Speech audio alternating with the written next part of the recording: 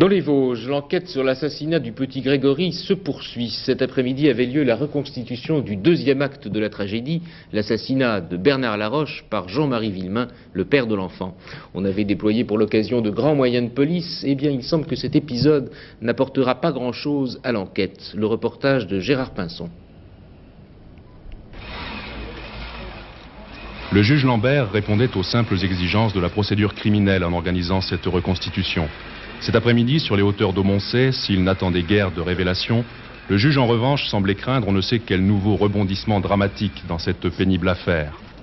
Aux alentours de la maison, plus d'une centaine de gendarmes étaient chargés d'éloigner journalistes et villageois. Quant à Jean-Marie Villemain, on l'avait harnaché d'un gilet pare-balles à sa sortie du fourgon. Le magistrat instructeur ne voulait prendre aucun risque. Marie-Ange Laroche ne résistera pas jusqu'au bout à ces 2 heures d'émotion. Elle finira par éclater en sanglots lorsque Jean-Marie Villemain, surgissant des bois, son fusil à pompe à la main, mimera et remimera l'assassinat de Bernard Laroche. Jean-Marie Villemain qui cet après-midi, après 3 mois de prison, est réapparu tel que nous le connaissions. Pâle, les mâchoires serrées, déterminé.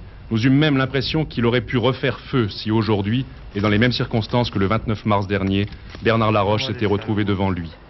Le degré de préméditation, ce seront les jurés des Vosges, peut-être en décembre, qui devront l'évaluer. Mais en redescendant dans la vallée, chacun ce soir pensait à l'absente de cette reconstitution. Comment en effet oublier Christine Villemain? Le jour des faits, elle était hospitalisée. Son mari, se précipitant auprès d'elle, lui avait dit « J'ai fait cela pour toi ». Aujourd'hui, enceinte de 5 mois, la mère de Grégory n'est toujours que partie civile.